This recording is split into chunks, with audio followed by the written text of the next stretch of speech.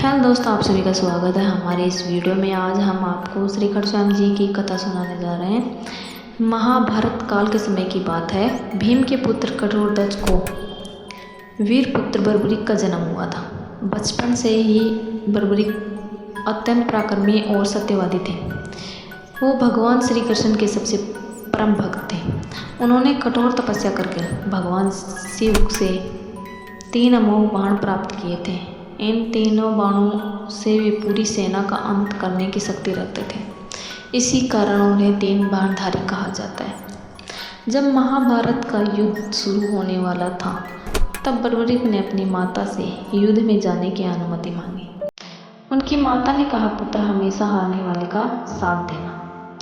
बर्बरीक ने यह वचन स्वीकार किया और अपने 3 बाण तथा धनुष को उठाकर कुरुक्षेत्र की ओर चले। रास्ते में उन्हें भगवान श्री कृष्ण ब्राह्मण के रूप में मिले, क्योंकि भगवान श्री कृष्ण को पता चल गया था कि अगर बर्बरीक इस युद्ध में आएगा तो वो एक ही दिन में पूरे युद्ध को समाप्त कर देगा।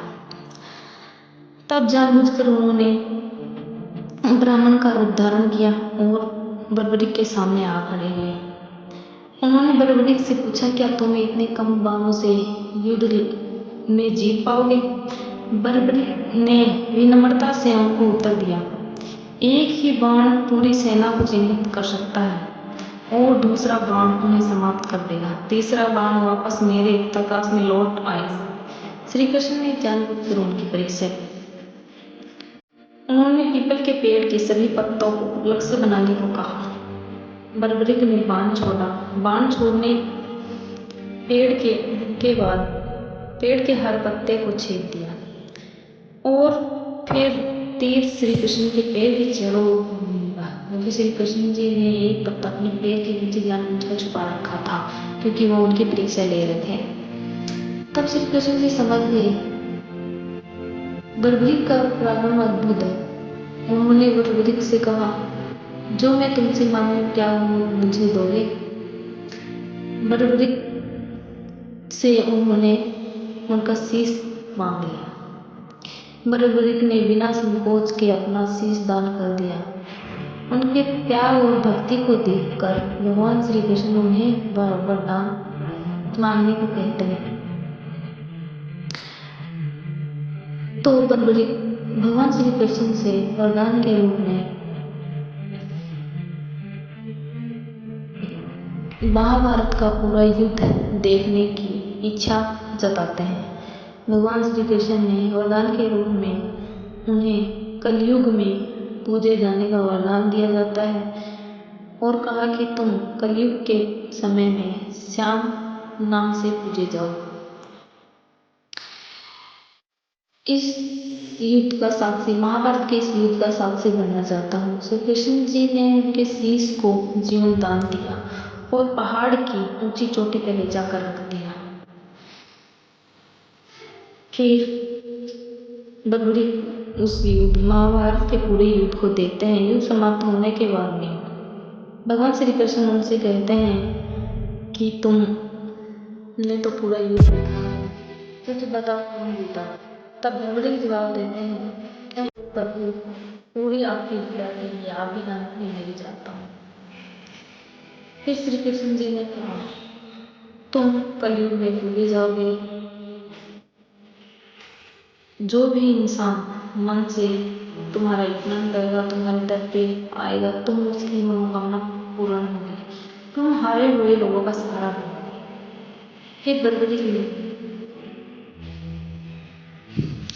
को ये वरदान देकर श्री कृष्ण जी वहाँ से विलीन हो गए।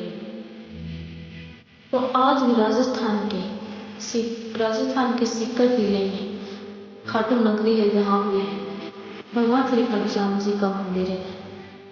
वहाँ पे हजारों लोग श्रद्धालुओं की लगती है, दर्शन करने के लिए आते हैं।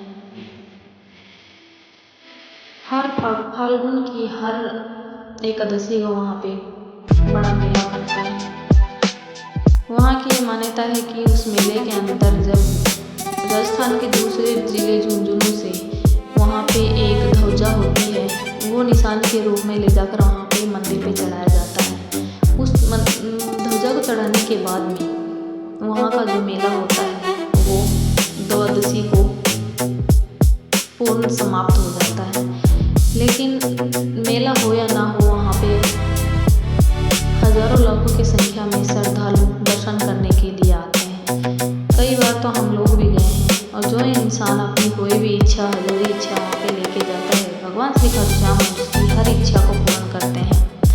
ऐसा कहा जाता है कि भगवान श्री खाटू श्याम जी उस इंसान की परीक्षा लेते हैं। जो इंसान उस परीक्षा में सफल हो जाता है वो उनका साथ जरूर देते हैं, चाहे वो कोई भी काम के लिए जाएं।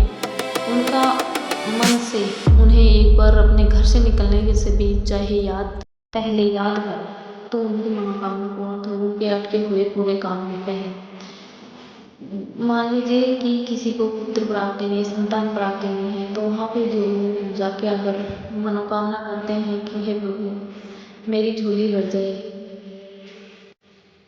तो 1 साल के भीतर उस इंसान की झोली भर जाती है। किसी के काम अटके हुए होते हैं तो उनके काम पूर्ण होते हैं। ये विशेषता है, इसलिए वहाँ इस सबसे ज़्यादा श्रद्धालु पधारते हैं और उनकी मनोकामना पूर्ण होने के कारण वहाँ पे ज़्यादा से ज़्यादा संख्या में श्रद्धालु आते हैं। वहाँ पे जाने के बाद खाटू नगरी की नीति में क्या करते हैं, मन इतना शांत हो जाता है कि जैसे कोई भी टेंशन ना हो, सब कुछ मिल गया अपने इंसान को। बस यही कहानी है खाटू नगरी की। जय श्री श्याम, जय हर के सहारे की।